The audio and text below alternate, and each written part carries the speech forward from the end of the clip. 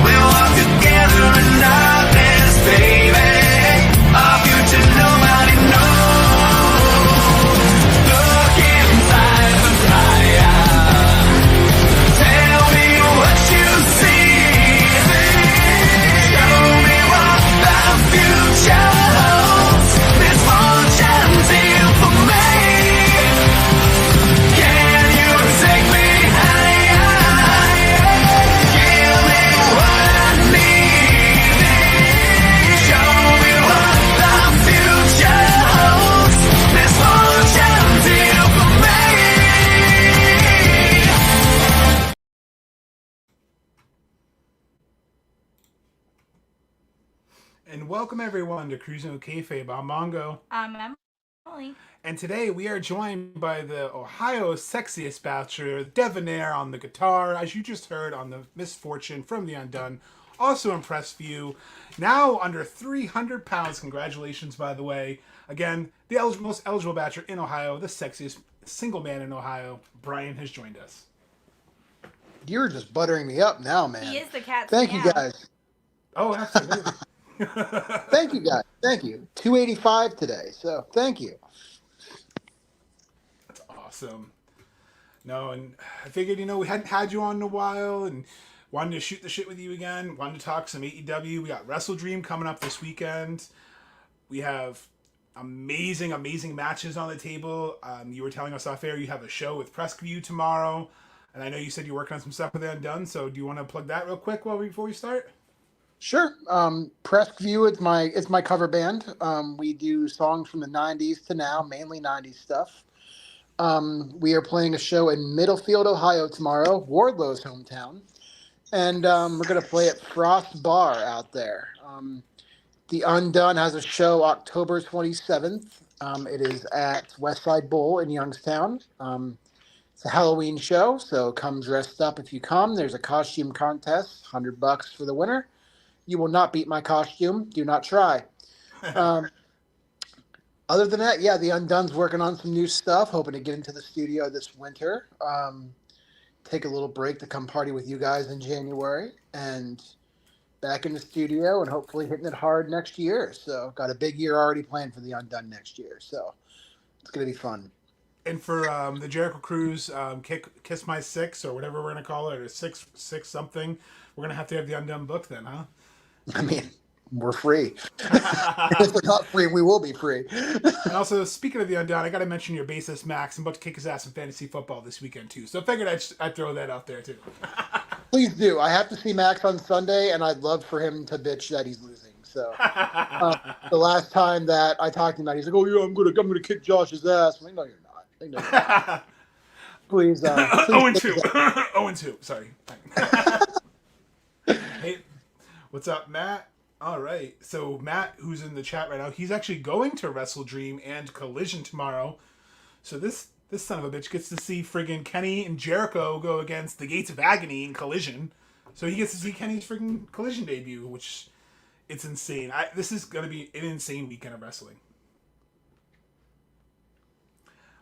So we'll start right with the matches for Collision. Again, this is as of today. I don't have any pre-show indications. I did look up Rampage spoilers just to see if they announced it, but not the actual matches. Nothing's been announced yet.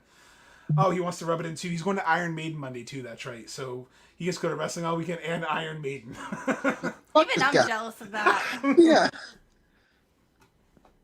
That's awesome, man. Iron Maiden's a great show. I've never gotten the chance to see him, but that would be a phenomenal show. So Yeah, that'd be they're on cool. my bucket list for sure. I'd love to see Iron Maiden. We were supposed to, but then the pandemic happened.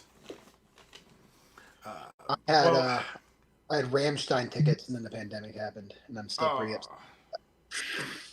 They're a show. I've been to Rammstein. I would take her. She wouldn't know anything about them besides Du Hast. Yeah, Du that's Hast. it. And fire. That's all you really got to know. I mean, Du Hast and fire. Lasers, fire, chaos. It's great. It's great.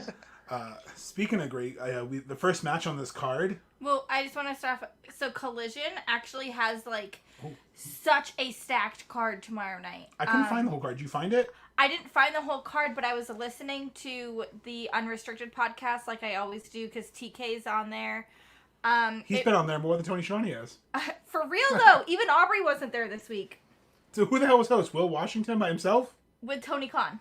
All right. It was still good. It was still good. So Tony Khan was talking about how they have huge matchups for Collision as well. So there's going to be so many tag teams and everything else going into Collision that I don't know. This week is just amazing. Tony Schiavone does not do his own podcast, AJ. I don't know if you listen to Unrestricted, but it's been Aubrey and Will Washington for, I want to say, since about April. Maybe Wait, May. So you're telling me what happened when with Tony Schiavone doesn't have Tony Schiavone and Unrestricted, which literally says his name in the intro? That man's just getting paid to have his name in intros. I want that job. The song came out, and I'm pretty certain he hasn't been there since the song came out. And I love Unrestricted. Okay, so Matt says there's a sick 8-man Saturday. I just found it. I don't know if Brian, you heard of this one yet. Brian Danielson, Wheeler Yuta, FTR versus Ricky Starks, Big Bill, and Aussie Open. Holy shit. Yeah, Collision is stacked. That's a really good match. And then the Kingdom It'll be versus the awesome. Best Friends. And then Andre El Idolo versus Juice Robinson. That'll be a banger. Holy crap. What a way to go into Wrestledream, which I think is cool because what they're saying for Wrestledream, obviously it's Inoki passed away a year ago today. Big inspiration to Tony Khan.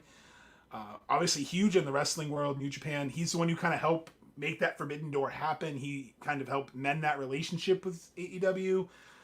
Because as we all know, New Japan kind of burned a lot of bridges with Ring of Honor, and there was a lot of, I don't know, I guess fuckery. I guess a lot of booking issues. So Inoki was instrumental in kind of getting that back on track. So this is kind of to honor him, and Wrestledream is attributed to him because he basically said wrestling is a dream, so that's where the name comes from. I looked that up today because I was curious. And they're going to open it with a 10-bell salute to Inoki, so I think that's pretty cool. That's really special. And the match that I hope opens is Ricky Starks versus Wheeler Yuta. Do we want guests to go first? Guests always go first, so we're going to put you on the spot there, B-Rai. What do you think? Right. Do you think that Ricky Starks gets his win, gets momentum, or do you think that Yuta finally gets that win and is not the BCC bitch anymore? So this match is really fun for me because, so we all know who the 4 pillars of AEW are. But if there was 4 new pillars of AEW, I think both of these guys are on it. I think these guys are both on their upswing. But looking at the 2 of them, I think Ricky Starks just has entirely more of a future than Wheeler Yuta does. I think they both have a great future, but I look at Starks and all I see is a star. That guy can work. That guy looks fantastic. He can talk. That guy has everything. I think this is the start of something really good for Ricky Starks. I think he's going to win. Yeah, definitely, I agree. What do you think, Em?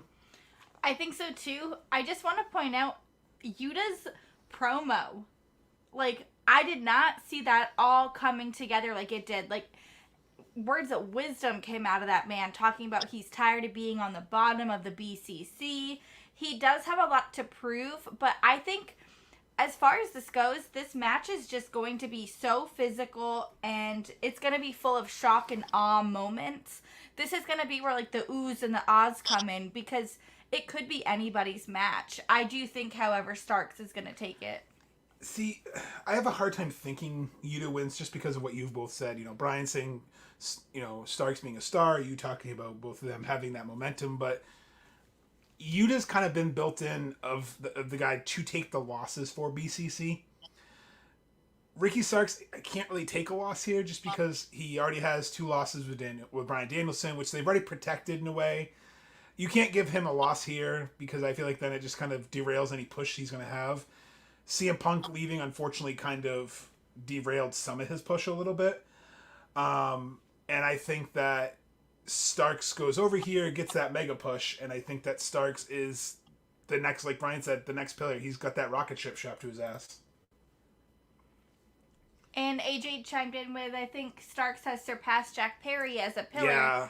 I agree. I would go with that. Absolutely, yeah. Yeah, I can't see, no offense, Jungle Boy, I know he's got this new heel turn. I just feel like he was considered a pillar because he was one of the first ones there, but as a solo run, his only real momentum was squashed it all in. Like, he finally kind of fell on something, and then he got himself suspended, So, like, I feel like he kind of killed his own momentum there. I mean, but if he's smart, he can use this real-life heat to work himself back in, but yeah, I mean, I guess real quick, if we're going to talk about the 4 new pillars, I agree. I think Ricky's definitely one of them. I would say Orange Cassidy's number 2.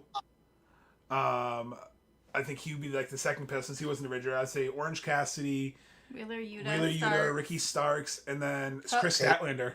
No, it's Chris is the 5th, like Britt Baker. You got to include Hook here too. I don't know if I can include Hook just yet. I feel like Hook's still kind of got that potential to be scratched. I think I'm with Josh on that. Yeah, I'm not sure if he's there yet for that, but I'm not sure who the 4th would be. I know it's hard. Yeah. What do you guys think in the comments? Who do you think the new 4 pillar? Oh, guys, like it's Brandon Cutler. Who are we kidding? I tried. If you could just see my face right now, I don't even know. They can see your face. We're live today. I know. I'm just meant. If you're listening, go back and check it out on Facebook when you're done. Brandon Cutler. The new 4th pillar is about to be Edge. Yeah, I know. Can he be a homegrown pillar? I was going to bring this up later, but if he debuts, maybe everyone's talking about, I want Metalingus. No. I want Rob Zombie. Can we get Rob Zombie back? I want Never Gonna Stop Me. Can you imagine the pop if you hear, use my body to keep me alive? That place is going to fucking blow like a Kesha concert. Do you remember the name I found? Wasn't he an Impact under a different name? I don't remember, but... Oh, there was a name, and I was like, that's what he's going to use. The rumor is the trademark for Radar Superstar has lapsed, so I don't know... Are you talking about Sexton Hardcastle? No, there was another random name that she found that was even weirder. It was, like, not a good name at all. If I don't remember it, it's definitely not good. All right. It looks like I have some agreements that Rob Zombie theme. Exactly, because there was nothing better... In like early 2003, 2004, 2005 WWE, everyone had banger themes. You had Undertaker with Limp Bizkit. You had freaking Edge with Rob Zombie. I feel like everyone for a while, they were just licensing out themes, kind of like what Tony's doing now. So it's like, Tony, do it. Even if it's only for a couple events, how awesome would that be to hear Rob Zombie again on national television? Hell yeah. Also, but now we got to start fighting. We've been getting along too well. This next one... I don't know if any of us are going to have the same answer. Yeah, so the next tag team match, I think I might have the same answer as you, but I know Brian's probably going to go a little bit differently based on, I know his wrestling knowledge, but we'll have to see. So we have the Young Bucks versus the Guns versus the Lucha Bros versus Hook and Orange Cassidy, essentially for a number 1 contender for an AEW Tag Team Championship. This one's definitely all over the place where it could go, but I'll digress to Brian. What do you think, Brian? Who do you think becomes the new number 1 contenders? Give me the names again. Young Bucks versus the Guns versus Lucha Bros versus Orange Cassidy and Hook. Process of elimination here. I'm going to go Orange Cassidy and Hook. I feel like they're starting to get pushed. The Bucks don't need the spot. Lucha Brothers, I mean, isn't Phoenix already international champion right now? Yes. So they're not going to get it. Guns just had the belts, so I'm thinking it's going to be Cassidy and Hook, which I'm okay with that dark horse coming through. So yeah, that's cool. I think at this point the Bucks are best suited at this exact moment to just kind of help younger talent get over, and I think that's a good thing for them right now.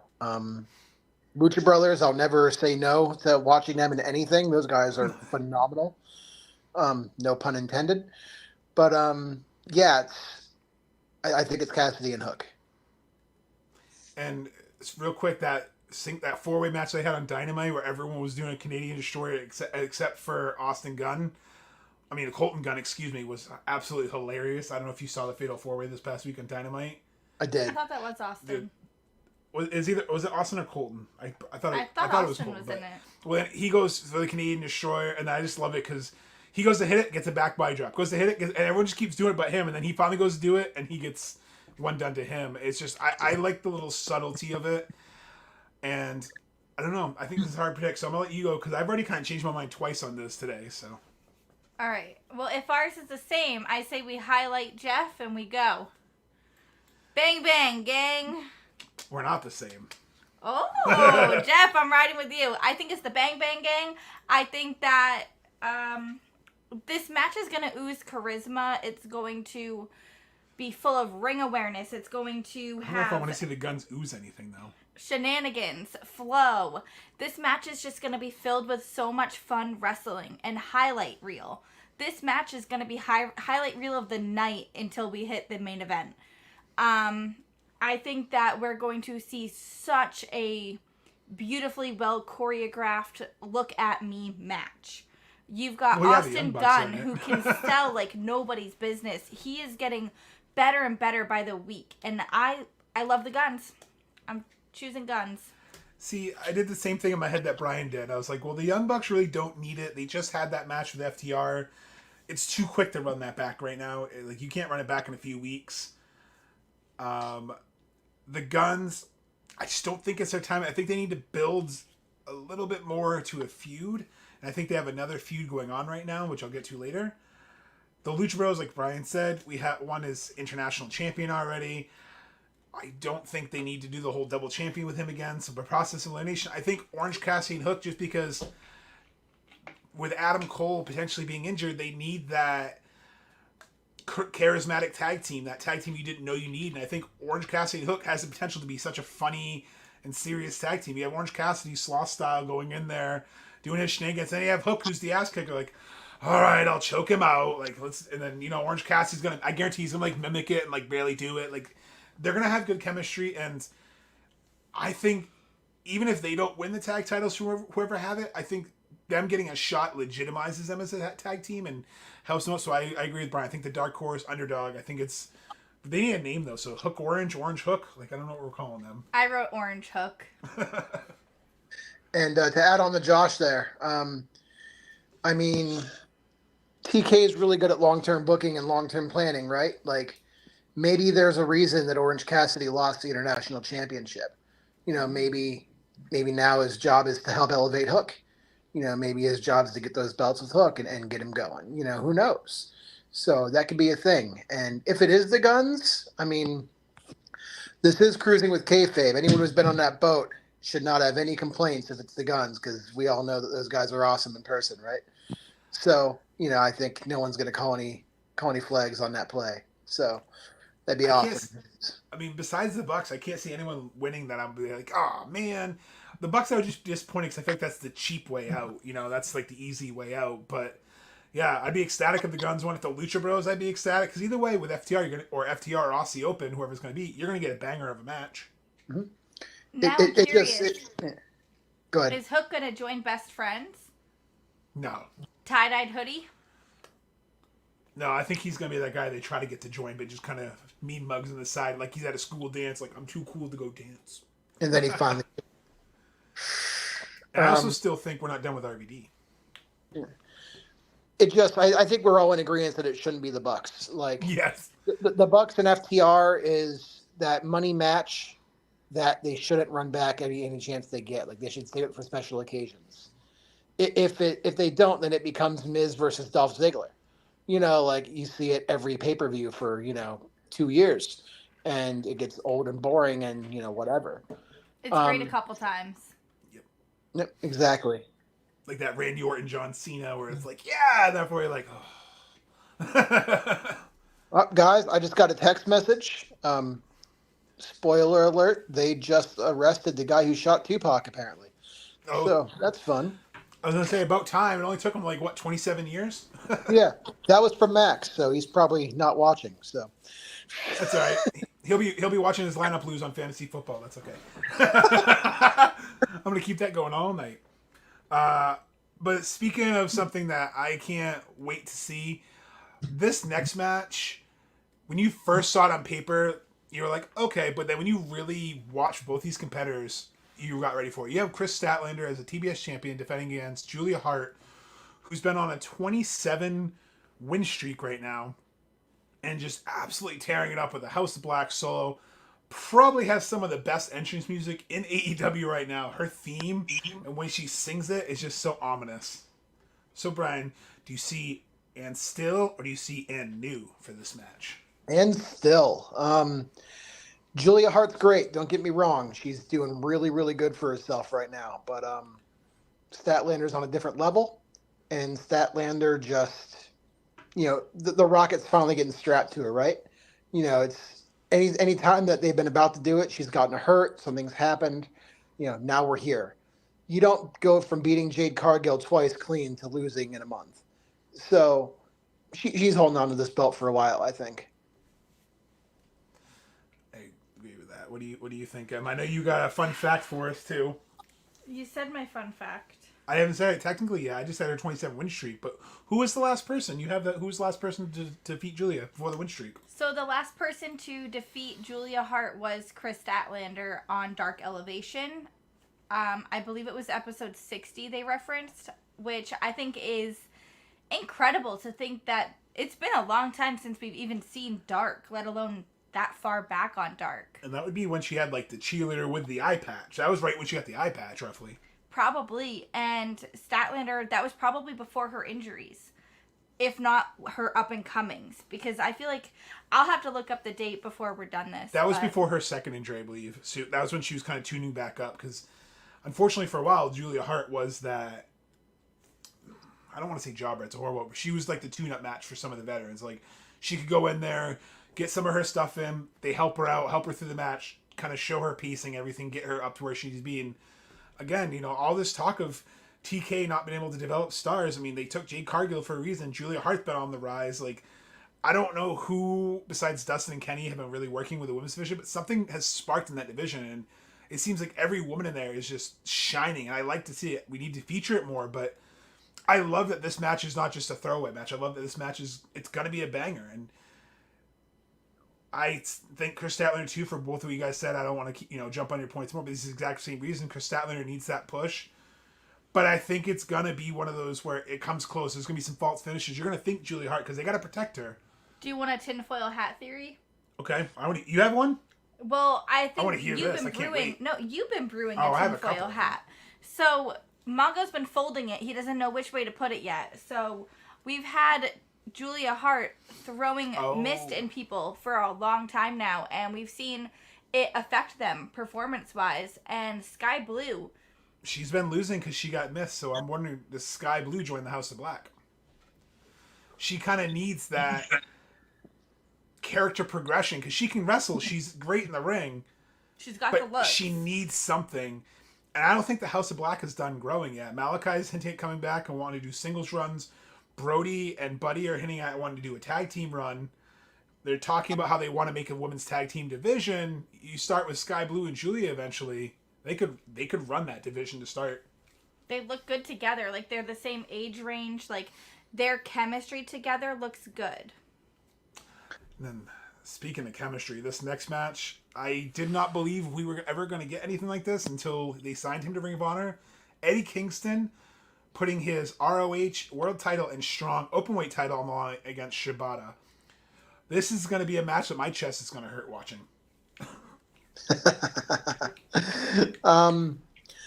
So, admittedly, I am not entirely too familiar with Shibata. I'm not a huge New Japan person, but the stuff that I have seen from him, I've really enjoyed. But it's hard to believe that they're going to give the Ring of Honor World Championship to him. So I'm going to go Kingston for the simple fact of it's kind of an outsider. But there's also that rumor, right? There's that rumor that Tony Khan might be buying something. So it's hard to say, but I'm going to go Kingston. Kingston just got that belt. Kingston needs a role. Like he needs a run, and I think I think it's Kingston. What about you? I think it's going to be Eddie as well, for a lot of reasons. I didn't realize, like, until I really listened to everything going on, that this is someone that Eddie's looked up to. Mm-hmm. This is someone he idolizes, and it's going to be He watched a lot of tape on him. difficult. Exactly. It's going to be difficult for Shibata to get a read on Eddie if he hasn't done the same.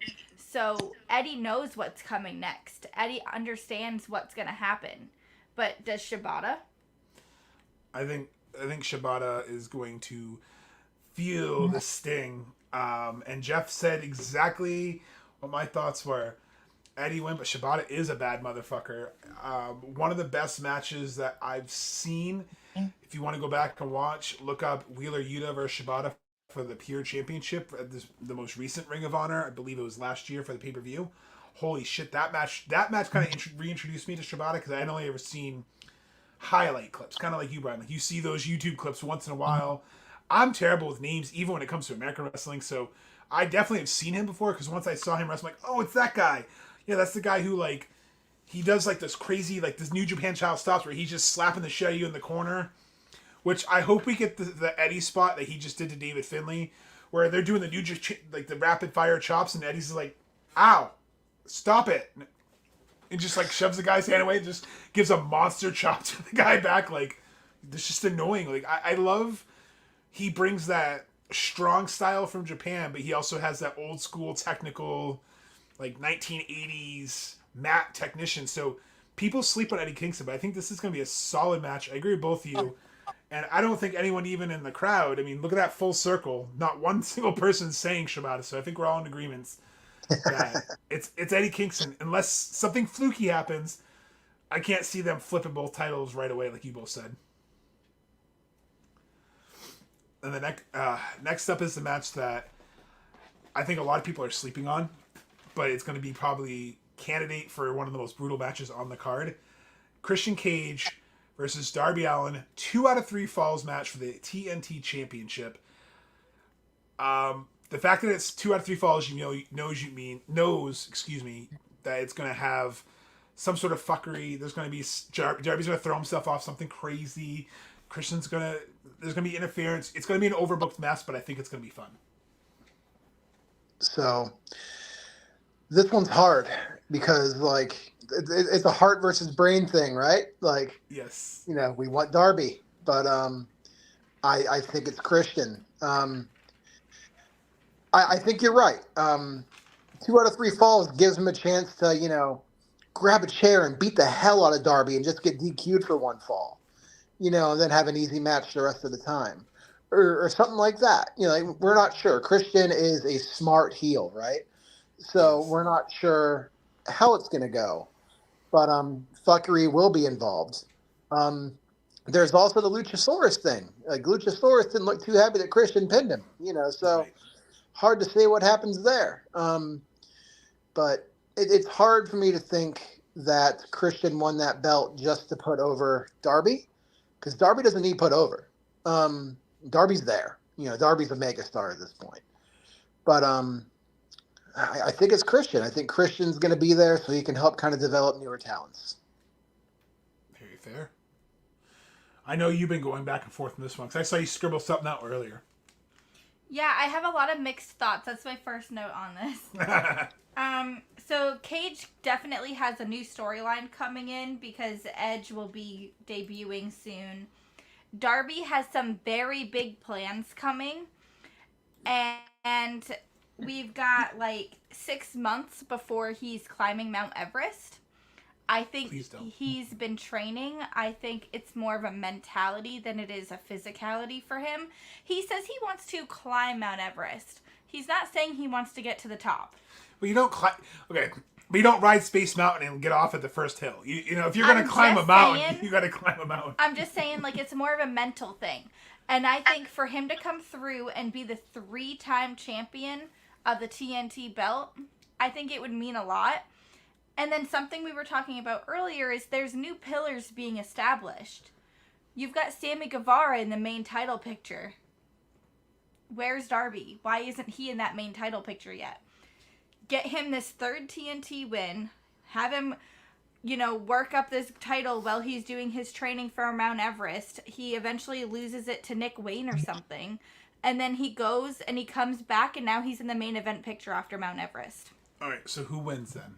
Darby. You think Darby? He's going to be a 3-timer in Seattle. More confetti again. So I think you're lone wolfing on this one. I know I am. I agree. So far, a lot of the comments have said, we have Matt talking about Adam Copeland coughs in the 3rd fall. Heather talking about Luchasaurus and Adam Copeland with fuckery. Jeff saying Christian wins with fuckery. I agree. I think it's Christian. Like Brian said, you both said, he is that mega heel. But I think the turn that no one see coming, I think Nick Wayne turns on Darby. I think Nick Wayne comes in and turns on Darby because he's brought him in, but he's done nothing for him. And he goes, you know what? He's not going to align himself with Christian, but I think he turns on Darby to kind of set up a feud to get Darby out of that picture to help propel Nick Wayne. Like Brian said, he's already over. He can take a few losses, but if Nick Wayne beats his mentor, that kid's going to get a rocket ship. That kid's going to go to the moon. So that's where I think this progression, that leaves Christian open to get his, either run with Edge or his next feud going with Luchasaurus, which I think, too, I agree with Brian. He did not seem very happy that he kind of got screwed out, never holding his title, and then got pinned for the damn title. Nick Wayne helps his new stepdaddy sound right. Yes. Christian. Oh, I love it. I love it. Everything about Christian, this just shows how held back he was in WWE on the mic. I mean, we all knew he was humorous back when they did the 5-second poses and where my peeps at, the bug eye sunglasses, his Captain Charisma run in TNA. I'm so glad that he's, sorry, I didn't mean to cut you off, Brian. He's got this epic heel run going right now. So I definitely say Christian. So everyone keeps saying Edge, and it makes sense, right? Like if Edge comes in, Christian's the obvious person he goes with, whether it be against or with. I don't think Edge comes in with anything other than a giant babyface pop. But with that said, I don't think Edge coming in and doing a run-in and causing a fall is the way for Edge to come out. We're going to get, the big entrance, potentially the Rob Zombie, something like that if Edge does come. So I don't think Edge will cause a fall. Maybe he comes out after. I'm not sure. And then maybe Christian makes fun of his dead mother. Yeah, he's in that concerto. Yep. But I think they're going to hold that off. I agree with Brian. Sorry. Yeah, and then maybe Christian makes fun of his dead mother or something. Whatever. Yeah, it's hard to say. While we're on the topic Edge, I guess let's talk about where he's going to be in the card. Mine's a little bit later. I don't think he's coming out here either. That's why I think it's the Nick Wayne thing, because I think everyone is expecting Edge. Nobody's expecting Nick Wayne to turn. And I think it's going to be one of those, that. I like that a lot. That's good.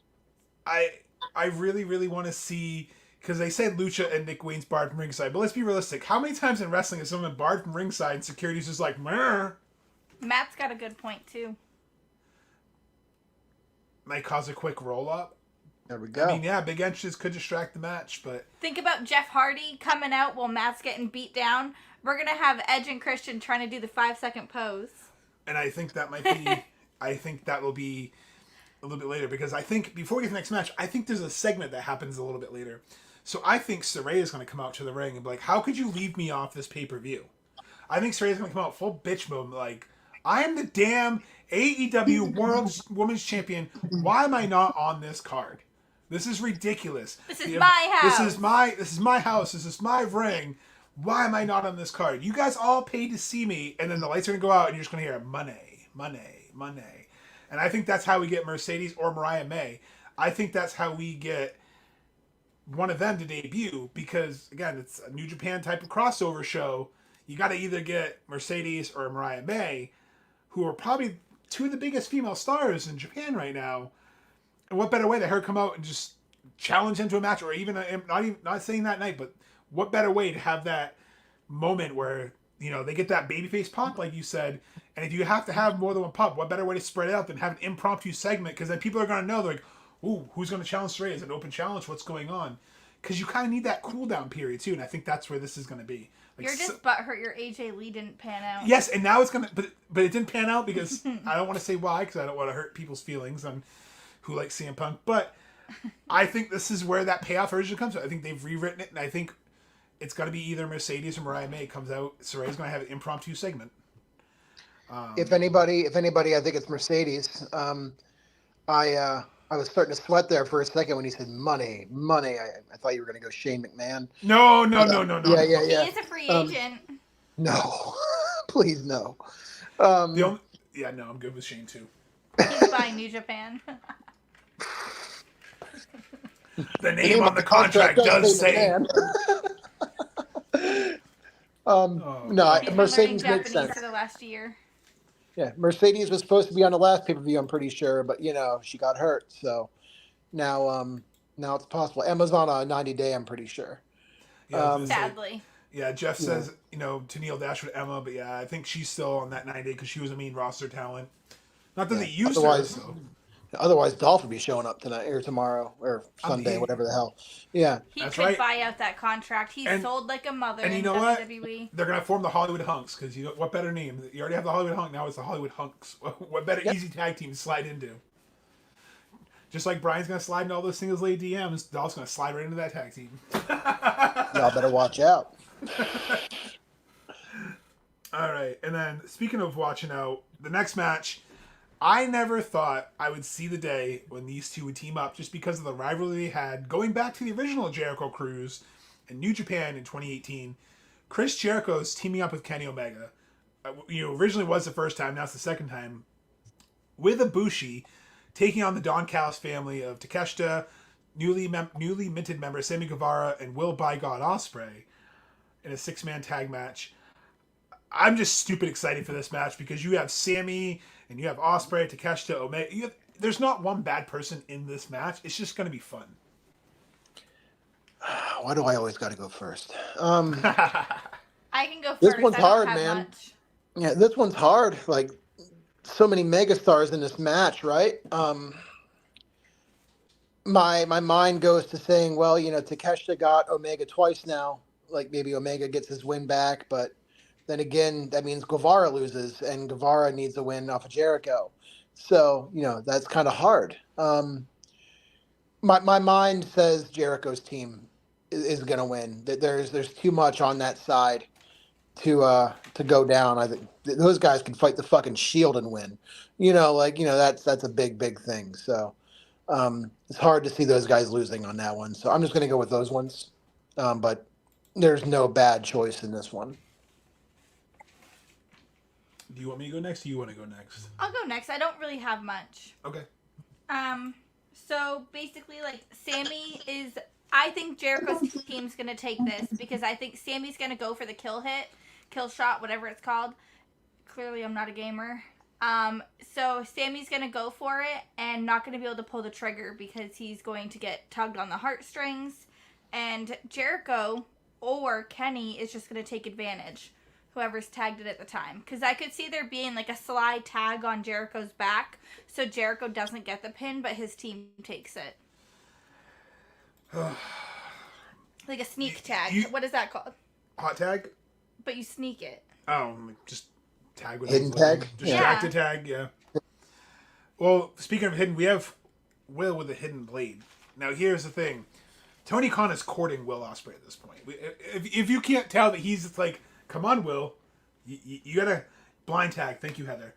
You gotta treat them like a star. I mean, he's already had him win in front of his essentially home country. In front of, I don't care what the internet says. It's still 81,000, whatever it was. Because I've never seen so many nerds argue over numbers that they have no fucking control over or no stake in anyway. But still, 80,000 plus people in England. You had him win over Jericho, probably one of the greatest matches that he's had. You had him beat Kenny Omega in Canada, in Kenny Omega's home country. So now you have Kenny losing in Canada to Ospreay. You have Kenny losing 2 pay-per-views in a row to Keshta. I agree with both of you. I can't see him taking a 4th loss on a pay-per-view.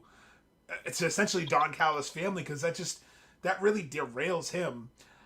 I don't see Will eating the pin just because they need to really keep him hot and protected. I see, like Emily said, either Sammy Guevara taking it, which kind of sucks because he still needs that win over Jericho too. So I agree with you. This is so hard. So I see Takeshita. He can eat the pin. He hasn't eaten the pin. I can see something like Jericho pins Takeshita, and it kind of keeps the rivalry going. That way, it kind of keeps Sammy a little protected, and it keeps Ospreay a little protected. But I got to go with Jericho and the Golden Elite, because otherwise it's just I can't see Ospreay's team winning, because then what's the point? Like, this shows that the Don Callis family is unbeatable unless there's a new member we don't know about. TK is also courting Ibushi, so it's hard to say. Like, it's evenly matched in every way on this one. So the only way that I would say the Callis family has an advantage is they're like an actual stable. This is the Golden Lovers with Jericho. Plus, like, talk about who can eat the pin and be okay. Like Jericho and Omega, if they eat a pin, it's fine. So it's hard to say. Like I'm not switching my side. I'm going Jericho's side. But yeah, that's a really hard one. And so far, like, I haven't seen a bad match on this card. So who are you picking? I gotta go with. I hate going against same. I'm gonna go with what Jeff said right here. I hate to go against my bruv. I hate to go against Will Ospreay, but I'm going with Jericho, Kenny, and Ibushi. I can't see Kenny losing 4 straight pay-per-views. I can't see it. It doesn't make sense, and it doesn't help. I can see Takeshita taking it. He's the one in there that's doesn't really need the protection. Like you said, maybe Ibushi gets the pin because he's courting Ibushi. It's just so hard. I mean, we have some thoughts too here in the crowd. We have Omega eats some crap. He gets a chance to beat up Callis. That he'll get the tag. Jericho says you haven't beat 101. Exactly. This is also the setup to Full Gear, so we have to have those stories going into Full Gear. I want to piggyback off that for a second too. Is that we just saw an amazing matchup with Sammy and Chris. Now this is another one. Sammy has watched Chris his whole career. And then, since he's been alive. I was just going to say. And then we've got Chris, who trained Sammy, who knows his next move because he trained him. And Sammy watches Chris, so they know each other's next move. I can see this going at least 2 more rounds. Oh, yeah, no. I'm here for it. They got to get these as singles. This is the kind of the way to keep the heat going until they get to the singles, because you still got to dangle that Omega Ospreay carrot. I'm going to say it. I said it last week, but I was thinking, I don't think Omega Ospreay is happening until next year's All In, until Wembley. Like Brian said earlier perfectly with FTR on the Bucks.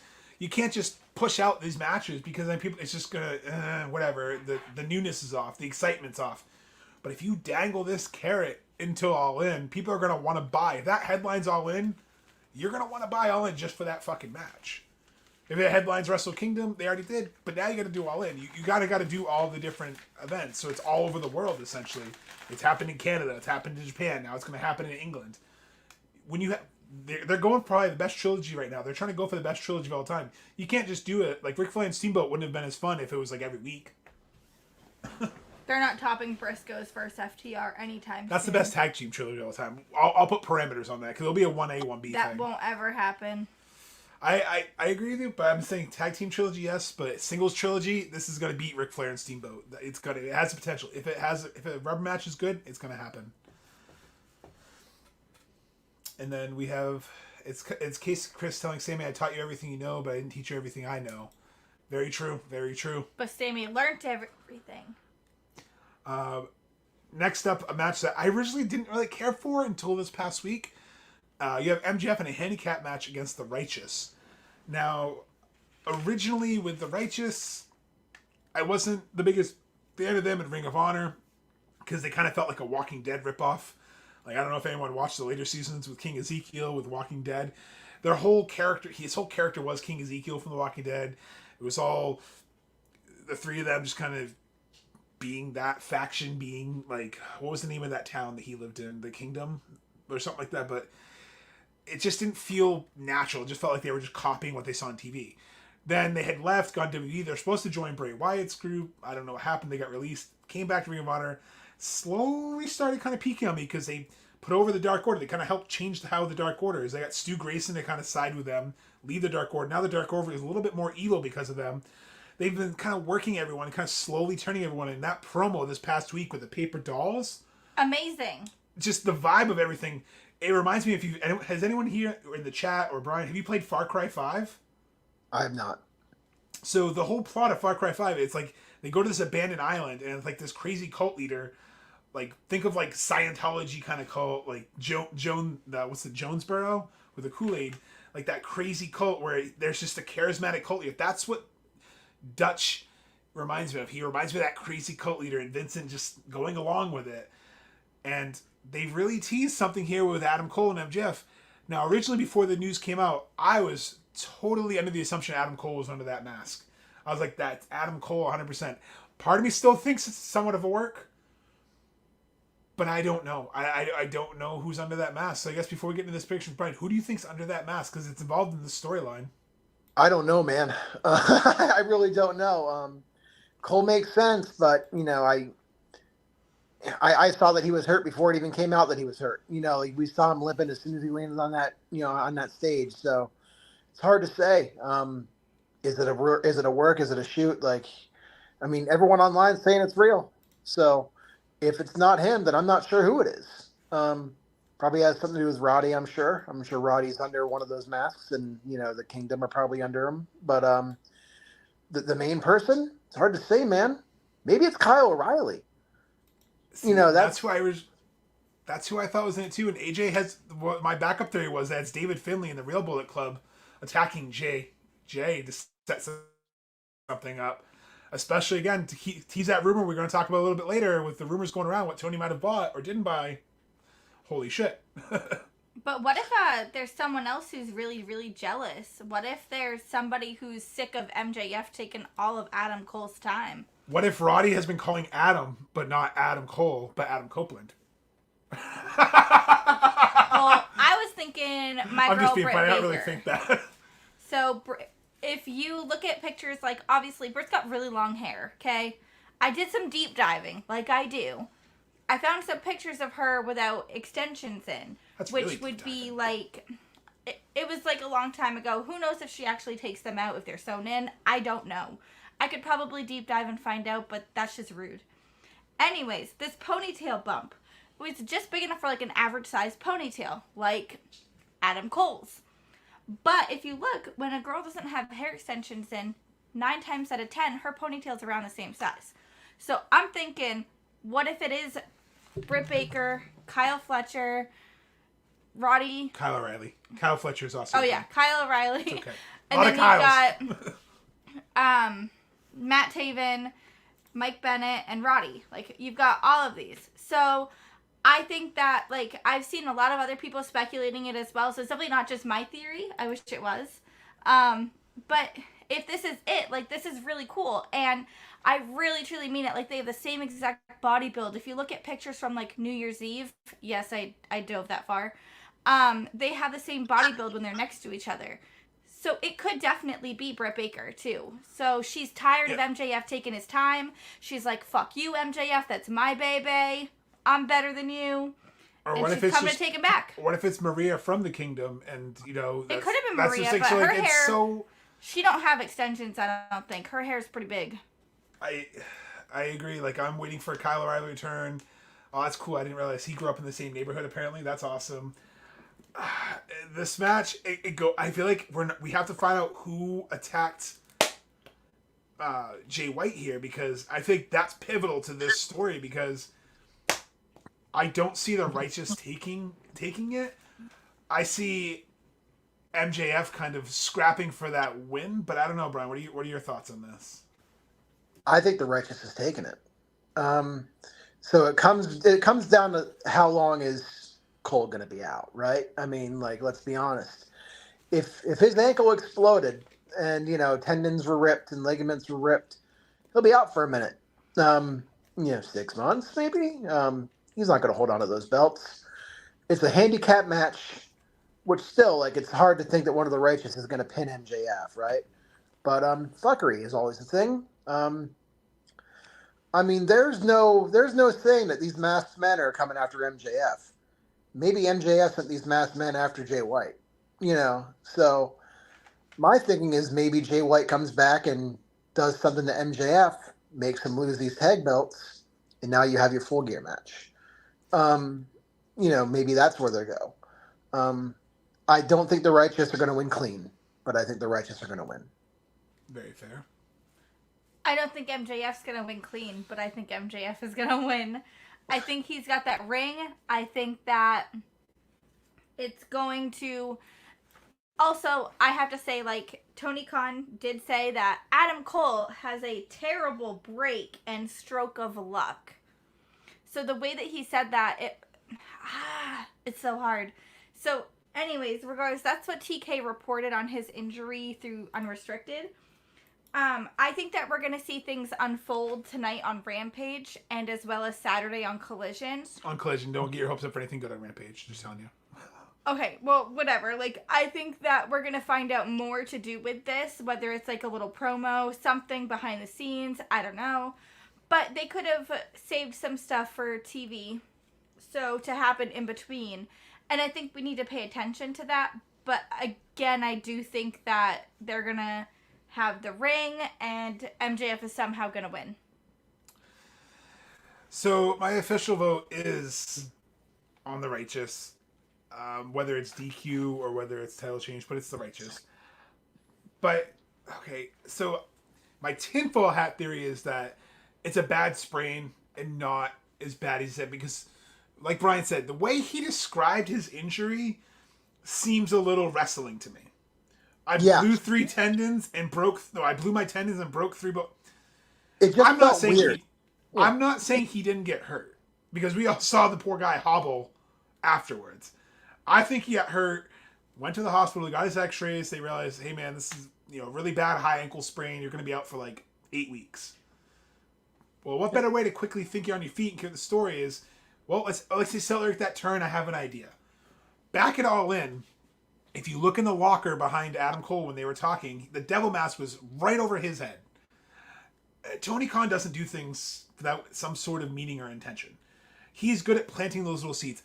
This is why I honestly think some WWE fans think AEW doesn't have stories. They just can't fucking understand the story sometimes. Because the story's not blatantly obvious, dangle out in front of you. Sometimes it's playing the little seeds. It's little nuances. You then, like Matt Harding said, had the stabbing motion in the back. You have all these allusions to they're both going to turn each other. Who's going to turn first? Then you had the whole Sopranos, they go out on a boat thing. That, by the way, fucking popped me huge. That was hilarious. When MJF is basically Tony Soprano going in the cooler instead of the gun, he's getting the ring. And he's like, "You're not going to do that to me, are you, Max?" And then they obviously reel in Paul White, which absolutely hilarious. Love that segment. I'm sorry, I only saw Captain Insano. Sorry, Captain Insano. And like AJ said, AEW, I love it. AEW makes you pay attention to the little details. They absolutely do, and that's why I think he knows he can set up MJF to get screwed over, because right when he was making the announcement, the Kingdom it kind of came out. Roddy Strong's been wearing that neck brace, making fun of someone with neck problems. Who has neck problems right now? MJF has neck problems right now. Roddy's making fun of MJF subtly.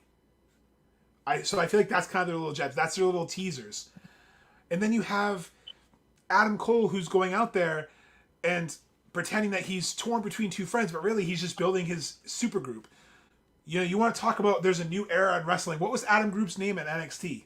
The Undisputed Era. You want to talk a new era? AJ's right. That is the Bullet Club. But it's the new Bullet Club with Adam Cole as the leader. I think we're going towards Bullet Club, and MJF's going to be torn in the middle. He's going to be feuding with Jay White. But you still have Bullet Club versus Bullet Club. I think that goes in hand with what my announcement is going to be later. I think surprise. I think it still is Adam Cole. He's pulling the strings, because if you notice, the devil didn't get physical. He just stood there. He couldn't be sitting in a chair. We have no idea. He was standing up. You could very easily have a walking boot on and hide it with camera shots and trickery. So, I think tinfoil hat says Adam Cole. It's really easy to tell the dirt sheet just as a legit injury. Britt Baker could easily get x-rays anytime. She has access to medical systems.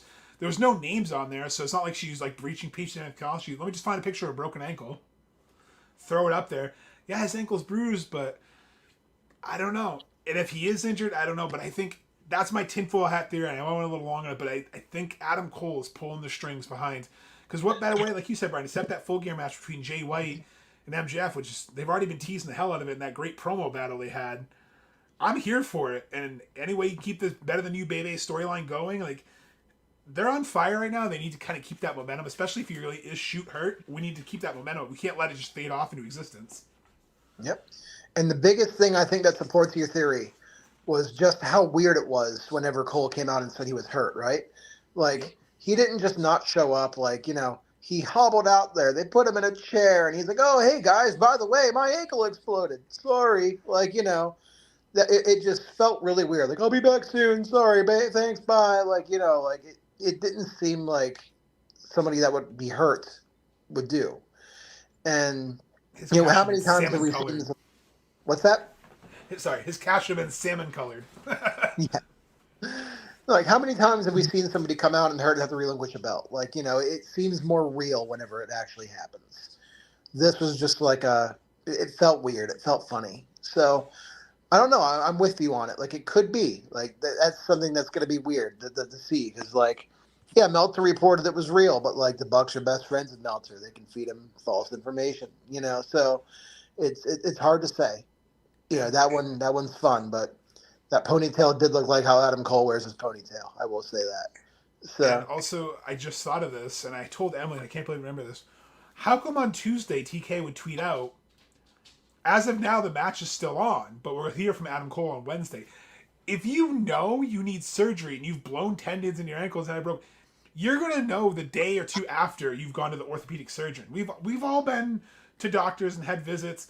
They don't take a week or two to diagnose a broken anything that you need surgery. Because when you break an ankle like that, you're probably tearing blood vessels, all that. And again, I'm not a doctor. I don't play one on TV or anything. Emily watched enough Grays to support this. But it doesn't make sense. I guess what I'm saying, I think there is a legit injury, but like you said, the vibe was weird. Like, and then it was interrupted. If it was a serious injury announcement, they wouldn't have a segment during it. Like, hey guys, you know, we really wanted to do this, and I'm just gonna have to relinquish. Even then, MJF could say, "Yeah, I'm gonna try my best," and then have him lose. But it just seems weird to keep the storyline going if he's gonna be gone for 6 months. Matt, I'm so sorry. That sucks. That tracks up here for Canadian Doctor.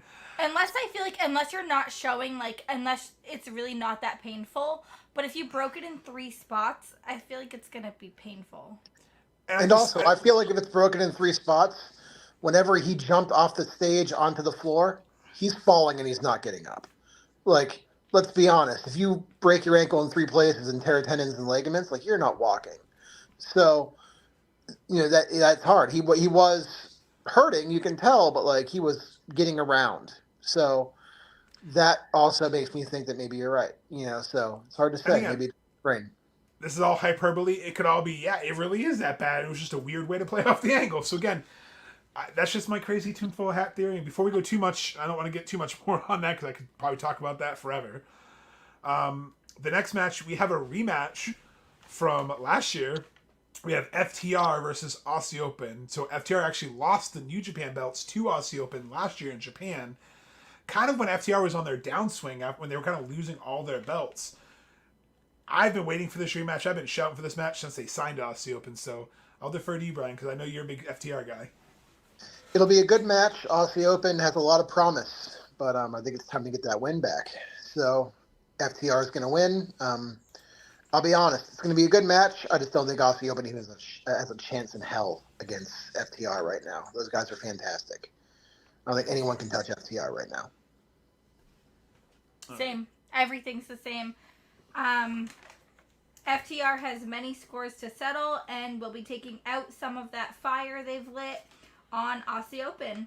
First year in AEW is proving to be plentiful, and you should also go check out Talk is Jericho with Aussie Open. They had a great, funny first way of meeting. They talk about how they met Will Ospreay.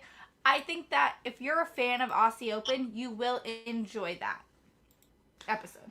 And we definitely have some fans here because we have AJ saying Aussie, Aussie, Aussie, and Matt saying Oi, Oi, Oi. Yeah, I don't see, unless it's a shock. But yeah, I don't see Aussie Open winning, and I don't think it hurts Aussie Open. I see kind of FTR because I see FTR kind of going against Hook and Orange and having that fun match and having that match because Hook will pair very well with FTR. So I don't see them dropping him until 2024. Like I think they need kind of a legitimate run because the last time they kind of had to drop him quick to the Bucks and they seemed kind of disgruntled about it. They've been having really good open challenges matches, against their former Bear Country, now Iron Savages, against the Workhorsemen. They've been bringing out great matches, and I know Dax, has been talking a lot about. There's a lot of people he wants to face. Again, you have New Japan teams that want to come in. What better way to have them kind of ride out their final run too? Have these great matches, and then whoever takes the titles will seem like a big deal. And I think that's what you need. You need to build this up more, so it's not they just beat FTR. It's no, they beat FTR. Next, is that the first one we all agreed on? I think that's one of. I think that is literally the first one we all. Aside from Chris. Yeah, I think that's pretty much the first one besides Chris Statlander that we've all agreed on. Wow. And may agree on the first. True. Very true. Okay, so see, we're wrong with our statistics here. Oh yeah. But hey, that's okay. That's why I'm not a statistician. That's why I'm just a banker. I don't have to deal with stats. I deal with Excel. That was like the fourth one. I'm sorry, guys. It's all right. So next up, we have a grudge match that, again, wasn't too for until I saw their promo work with each other. And I think Swerve has been bringing the best out of Adam Page on the mic, and this has been helping him more because the promo battles have been absolutely intense. But we have Hangman Adam Page going against Swerve Strickland. So, Brian, do you swerve when you drive, or is it cowboy shit time?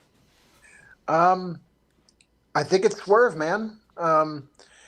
Let's be honest. Adam Page hasn't had a strong showing, in the past few months, or maybe even this whole year. I think the Punk thing kind of, hurt him a little bit, and he just hasn't seemed to get his footing this year. He's come a long way down from being champion, so I think Swerve is on the way up, and Page is maybe in a rebuilding period in a way. As far as, momentum going in, I think it's going to be Swerve, and I think Swerve's going to win. And I'm not even a Swerve fan. I don't like Swerve. I'm one of the few, I guess. But my mind goes Swerve. I think Swerve's going to win. I like it. You're not a Swerve fan? I'm kind of shocked by that. I liked him as Killshot. I've never liked the Swerve Strickland character. Fair, very fair, very fair. Yeah. All right, Emily. I already kind of know who you are. I swerve when I drive. She literally does. I really do. You should see her tires. Just kidding. Women drivers. Who drives my car more? Yeah, I know. So I picked Swerve. Basically, he is trying to show that he deserves Hangman's spot. He's like, no, I've been here. I deserve this as well. I'm a main title shot too. And I mean, let's be honest. Hangman's already a champion. He already knows what he is. Everyone knows. Hangman's been here since the start. It's gonna be Swerve. Yeah. He needs it. I guess we're all consistent too, because I swerve when I drive, take shots when I die. Yeah. Oh, look at my tires. You should look at mine, or worse. Or the curb in Rhode Island when I tried to leave Dunkin' Donuts parking lot and I didn't realize there was a curb there and I just drove straight into the rodeo. I'm like, man, that's a big speed bump. Shake, that's a curb. Yeah, full car off from a parking lot over and down. There's a reason why I don't drive for a living, Brian. I wouldn't pass the CDL exam. They'd take one look at me and be like, "Nah, man, you're the butter knife and the steak knife drawer, man. You gotta go." You hit curbs when you drive. Yeah, right. I hit curbs when I drive. Tire rash on the side. Can we also point out the fact that I'm so sorry to Hit Row for being fired again? Well, it wasn't technically all Hit Row. It was just Top Dollar. Again. I just think it's funny that WWE thought they at one point got the best of Hit Row, and you have Swerve here just killing the business. So, it's you never know. Lose the hat, and I'm totally game. You never know what's going to happen, but I agree with both of you. I think it's got to be Swerve. I think he needs the momentum. If you have him lose, it kills everything he's been doing, and then the embassy have been kind of up and down on it. So like, it needs to be Swerve. I think Brian, you hit the nail on the head. He's in a rebuilding period. I feel like they need to kind of work on his character, work on his presentation because it's stale. I thought they had something when Hangman had that match with John Moxley when he kind of like was the old Hangman and hung Moxley. I thought he kind of peaked, and I think that I don't know if he needs to go back to Fun Love It. He needs to do something because it's not working. Like, again, I don't know if it's the Punk stuff. I don't know what it is. I love Hangman. I think he's a great wrestler. He just maybe I think get away from the Bucks. I think he needs to get away from the Elite again. I think the Elite kind of drags him down. He kind of becomes that like odd man out in the faction. The Brandon Cutler. Yeah, I agree. We don't want him genetied. Yeah, no. Him by himself, like he can be a force to be reckoned with. But like when you put him with other major stars like the Elite, like he's the least of them all. So I think he needs to be by himself. I think you're right. I think that's the way to adequately build Hangman back up. Yeah, I think he needs a heel turn. You want my opinion? We need a heel Hangman. We need like it worked with Roman. I mean, yeah, Dark Order's turning again. Yeah. I'm not gonna say that Hangman Page is Roman because everyone hated Roman, but either way he was stale and they turned him and now everyone loves him, right? So maybe it works. I'm not sure, but it's possible. Yeah, I think to kind of hit your emphasis in the head what you said where he's been bland since the feud. I think it's just sometimes, and I said this last year, the year before. I'm pretty sure I've told you in group text before. A babyface gets stale, you have to pull the trigger on that turn, or else it's just you don't care. I mean, like you said, Roman, he was force fed down people's throats for 7 years, and they're like, we don't care, we just don't care anymore. And now he's the hottest thing going. One of the knowledge tribal tree, everything. You have Kenny Omega, they pull the heel turn. Austin, you pull the heel turn. Sometimes it doesn't work. Sometimes it's like. That's why Cody was kind of booed in AEW. He kept teasing the heel turn. He wouldn't turn heel, and we're like, we're sick of your vanilla babyface. But it works in WWE. I'm not knocking him as a wrestler performer. Sometimes you just have to have the right circumstances for that character to work, and his character works in WWE, but it didn't work in AEW. And I think Hangman, his fun-loving cowboy works to a point, but like you said, singles run or maybe even a heel where he's just going back to hanging folks on the on the side of the apron and beating the shit out of people, like. Can they do that on TV? Just curious. Yeah, they do that spot all the time, especially on the ropes. You just got to do it very carefully. I mean, Justin Roberts got choked by his own tie how many times now? I mean, that was the ending to the death match, right? He hung Moxley. So yep. Yeah, you can do it. That's right. Yeah. And then the main event, 15 months in the making. It was supposed to happen at the original Forbidden Door back in June of 2022, but Bryan Danielson got hurt. Bryan Danielson versus Zack Sabre Jr. And my friend TJ said, Bash, I wish it was a submission match, but it's going to be a submission match. I am fucking stoked. So I am going to piss all your fans off right now, all your followers. So Danielson's going to win. We'll start there. I think that's kind of a given with everybody. It's going to be a great match. Danielson will win. I am not a Sabre fan. I think Sabre is very boring to watch. He's too technical. It's just submission after submission after submission, right? Like that's what he does. Occasional chop, something like that, but it's always submission based. Wrestlers that were submission based from back in the day till now, the Kurt Angles, the Bret Harts, like they still had offense. And he doesn't. I'm not shitting on him, but I think that Danielson's by far the more well-rounded guy, and I think Danielson's he's not gonna destroy him, but he's gonna make him look good because he's Bryan fucking Danielson, but he's gonna win. I like it. I know you're not as familiar with CSJ besides what you've kind of deep dived with me. Yeah, so I'm in the same boat as Brian. I think he's really cool to watch, but he's a particular taste. I like watching him, but again, I like my AJ Lees, my Sarayas, when you wrap around people, that's my thing. I think it's really cool. Gresham, maybe, personality aside. I ranked number 10 on PWI. Sorry. So I think yes, Daniel Bryan takes this. It's his last big run. I think that Zack Sabre Jr. is a huge up and coming challenge, though. I think that this has been long awaited for. The chemistry is through the roof with him, and this is Bryan's hometown. This is just it's a chemistry dream. This is something that everybody, when you look through technical style wrestling, this is what you want to see. So I think also we get Final Countdown again because it's Seattle and the pop will already be insane for Danielson, but imagine Final Countdown hits again. I got to go with the Dragon too. I really wanted ZSJ, but I keep thinking, like, what good does that do to have Bryan losing his hometown to someone who's not in the company? That doesn't do anything. This isn't WWE. That won't happen. Right? Yeah. I think... Except to Darby. It'll be a great match, and I think it kind of sets up the future of, he's been teasing wanting to go to Wrestle Kingdom fight Will Ospreay. So I think this is kind of like a way that he can work with a New Japan talent, like you said, very technical and mat wrestler, to kind of show the New Japan audience what they can do, because they're going to stream this clip in Japan and everything. So this will be a good way for their crowd to get to know Bryan Danielson and show off. I think it's going to be a fantastic match. Danielson gets to win. I think Danielson makes him tap out, because what better way to show how badass you are than to make someone who's known for being a submission expert to show everybody that you were originally called the submission expert. So I think he beats the shit out of him. I think it's a bloody match. I think it's physical. Bryan Danielson wins. I think it's over. He's in the ring. He's hunched over. He's breathless. I think then that's when you hear, "Use my body to keep you alive."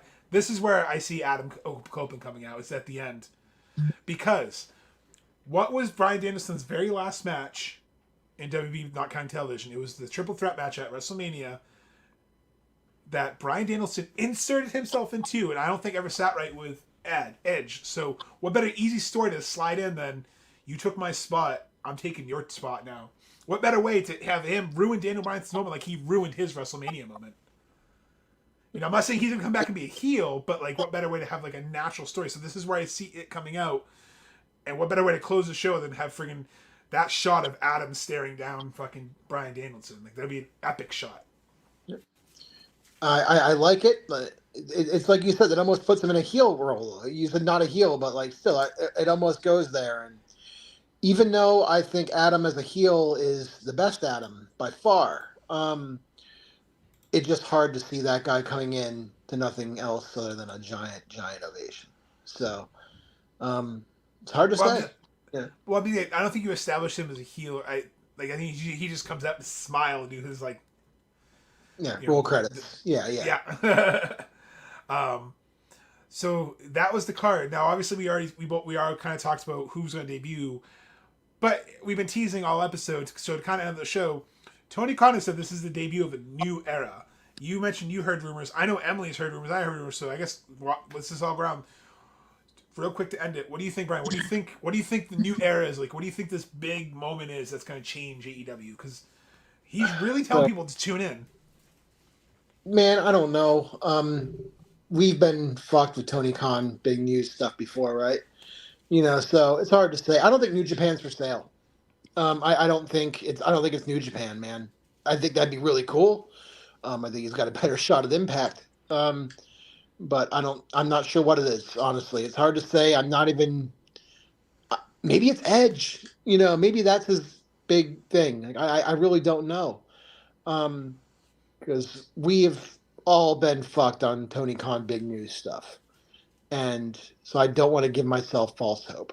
But very fair. I just don't think it's New Japan. I don't think New Japan's for sale. I think those guys are too I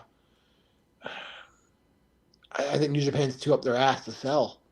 I think they think they're good where they're at. They don't want to kind of do anything. But who knows? Who knows? Anything's possible. Anything is possible. Anything is possible. Sorry. So I'm taking this as maybe where we talked about there being new pillars, maybe their focus is going to shift towards developing more people. Like how they brought in Nick Wayne and how the Guns are rising. Yeah, I think this is a time to focus because you have AEW and then you also have Ring of Honor. But how many people has he been bringing over? So you've got a ton of Ring of Honor belts being presented on AEW. I think that what we're going to see is we're going to see something big happen. And I'm not saying like a name change by any means because you can't really change Ring of Honor. I mean, you can, like WCW, ECW, WWF, WWE, blah, blah, blah.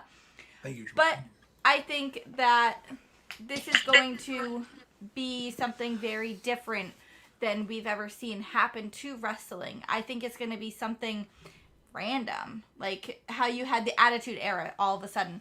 You had the Ruthless Aggression. I think this is just another little, like, here's what we have to present to you. Very nice. Maybe we stop seeing Ring of Honor on AEW. Please. Please. As much as I love the Ring of Honor just talent, not all the time. It's not needed on every pay-per-view. We have Ring of Honor pay-per-views. No, I know it's a way to keep eyes. I agree. It gets oversaturated too much and too many belts. So maybe Ring of Honor takes over one of the spots for AEW on TV. Maybe it takes over Rampage or Collision or something. I'd love for it to take over Fridays. That'd be great. Yeah, maybe something like that. That'd be cool. Get it off. Is it just on Honor Club now? Like, is that the only way to watch Ring of Honor? Yeah. Get it off of streaming and get it on actual television. Yeah, that'd be really cool. We saw how much it means. Sorry, we saw how much it means with like OVW watching wrestlers to have live television. It's needed in order to have a wrestling company. So, I think I have two. I have my what I want, what I think. What I think will probably be is HBO Max deal's official. I think it's going to be a combination of both. That Ring of Honor Rampage will be Fridays, like Brian said, like you've said, like Matt's saying in the comments, and AJ. I think it will be a Ring of Honor Max deal. Like, hey, for $10 more a month, we're gonna have all of our pay-per-views, our whole library of Ring of Honor and AEW library will be on there, and I think that'll be it. What I want is for him to say, I've bought a stake in New Japan. We've agreed to share libraries. And we're going to have the New Japan library, the Ring of Honor library, and the AEW library on Max. Because what better way to compete with Peacock than to have a library full of all that content? Because there's a lot of New Japan stuff I've always wanted to watch, but I tried to pay for that New Japan World app. That app is fucking trash. It is the worst app I've ever seen. You log in, you get it to translate, you go to watch your pay-per-view, and it's like, sorry, log in. Like, motherfucker, I just logged in. Like, what do you mean log back in? I think AJ said it too, it's hard to navigate. I think having that is really what it's going to be, because what better way to have a new era than to be, their partnership coming really cohesive and having their libraries, because they already stream Dynamite on New Japan World. So I think that'd be a cool way, like maybe he bought some rights to the library, because like you said, New Japan really isn't for sale. I agree 100%. They're not selling anything. It's too much of a moneymaker over there. It's too much of a tourist attraction. Ain't no way they're doing it unless it's like I'm just a partner now. I'm not full owner. I'm just a partner. So. Yep, I think what you said is way more of a viable thing than I bought New Japan. Yes. Some kind of a co-promotion deal where they both go into HBO Max or something like that. That makes a lot more sense. I think that is something that could very much be a thing. That's been something that's been worked on for a long time. Like maybe it's finally about to happen. So that'd be cool. No, I agree. And I agree. New Japan World's awful. It's the worst app. AJ, maybe I'll send you like the 4-hour Bullet Club thing I found a couple years ago. You might love it. Perfect. Well, I had a great episode. Thank you so much, Brian, for coming on, talking all about Wrestledream. I'm super excited to watch it Sunday. Again, don't forget to check out both of his bands. You have the Undone, and then you have Preskview. He's playing Preskview tomorrow, and then October, with his badass Halloween costume, you can go see the Undone. As you know, Misfortune is our opening tune, with their EP now available to stream on Apple Music, Spotify, wherever you listen to it. Don't be cheap by it. It's a great EP. It's only an hour listen, but you know what? It's a great listen. So, had to pump you up there. Much as I give Max shit, he kills it on bass. Brian kills it on guitar. Everyone in the band's awesome. Absolutely love it. Love this music. Again, you're going to be booked on the 6 Jericho Cruise. I feel it in my bones. Let's hope so, man. We are theundone.com. You can find everything for us. Preskview is just on Facebook, so that's the only place you can find us. Also, feel free to add me on Facebook if you guys want. I'll keep you up to date on anything going on. I can't wait to catch up with everybody in January, man. It's going to be a lot of fun. My name is Brian Markle on Facebook. I'm sure you'll see me commenting on this post. Pet that cat for me, man. I know Mick is being death-defying behind us. Awesome. Well, perfect. Thank you so much again, Brian, for joining. Thanks, Emily, for taking all your notes. So thanks, everyone in the comments for interacting. Until next time, I'm Mongo. I'm Emily, and this is the hottest bachelor in Ohio. Hey. And remember, I'll see you guys soon. absolutely, always keep the kayfabe.